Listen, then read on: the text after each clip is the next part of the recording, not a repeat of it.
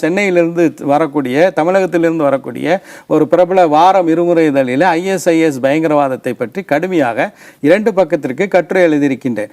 ஆனால் ஒட்டுமொத்தமாக என்ன செய்கின்றார்கள் என்றால், தங்களுக்கு பிடிக்காதவர்களை எல்லாம் ISIS முத்திரை குத்தக்கூடிய ஒரு அவலத்தை பார்க்கின்றோம். ஜாகிர் நாயக்கினுடைய அவருடைய பேச்சினுடைய போக்கு, the style of his delivery, the style of his speech, அதை வேண்டுமென்றால் நான் ஒத்துக்கொள்ள முடியாது. ஆனால் அதே நேரத்தில் அவர் பயங்கரவாதத்தை தூண்டினார், தீவிரவாதத்தை தூண்டினார் என்று சொல்லி அவர் மீது தேவையில்லாத ஒரு பிரச்சாரத்தை, தீய பிரச்சாரத்தை செய்வதை நிச்சயமாக ஒருபோதும் சர்வதேச சூழலில் ISIS-னுடைய அந்த வேகமான வளர்ச்சி, பல இடங்களில் நடக்கக்கூடிய தாக்குதல்கள் போன்றவை இங்கு நடைபெறக்கூடிய சாதாரண மத பிரச்சாரங்கள் இல்லை யூஷுவலான ப்ராக்டிசஸை கூட ஒரு சந்தேக பார்வையோடு, தீவிரவாத தொடர்பு பார்வையோடு பார்க்குற ஒரு சூழல் உருவாயிருக்குன்னு நினைக்கிறீங்களா? இந்த ISIS-ஏ முஸ்லீம்களுக்கும் இஸ்லாத்துக்கும் எதிரான ஒரு மிகப்பெரிய கொடூரமான சிந்தனையினுடைய வெளிப்பாடாக தான் நான் பார்க்கின்றேன். இன்றைக்கி உலகம் முழுவதும் வாழக்கூடிய முஸ்லீம்கள் ஒரு நாட்டை தங்களுடைய எல்லா நேரத்திலும் சிந்தனையிலும் எதிர்க்கிறார்கள். அதை கடுமையாக அதனுடைய நடவடிக்கைகளை முடக்க வேண்டும் என்று நினைக்கின்றார்கள் என்றால் அது இஸ்ரேல் தான்.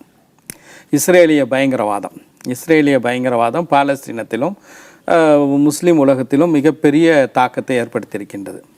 ஆனால் இந்த ISIS-ஐ சார்ந்தவர்கள் ஊடகங்களிலிருந்து வரக்கூடிய செய்தி, அவர்கள் ஈராக் சிரியா பகுதியிலிருந்து மையமாக வைத்து செயல்படக்கூடியவர்களுக்கு பல்லாயிரம் மைல்களுக்கு அப்பால் பிரான்ஸில் போய் தாக்குதலை நடத்த முடிகிறது, வங்காளதேசத்தில் நடத்த முடிகிறது, அதே போல் பெல்ஜியத்தில் நடத்த முடிகிறது.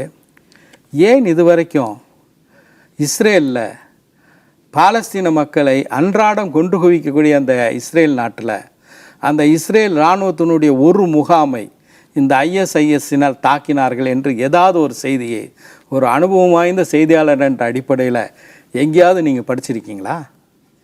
இன்னும் சொல்லப்போனால் இந்த சிரியாவிலே நடைபெறக்கூடிய நிகழ்வுகளில் காயமடைந்தவர்களுக்கு இஸ்ரேலில் உள்ள மருத்துவமனையில் சிகிச்சை அளிக்கக்கூடிய காட்சிகள், புகைப்படங்களை நான் பார்த்திருக்கின்றேன்.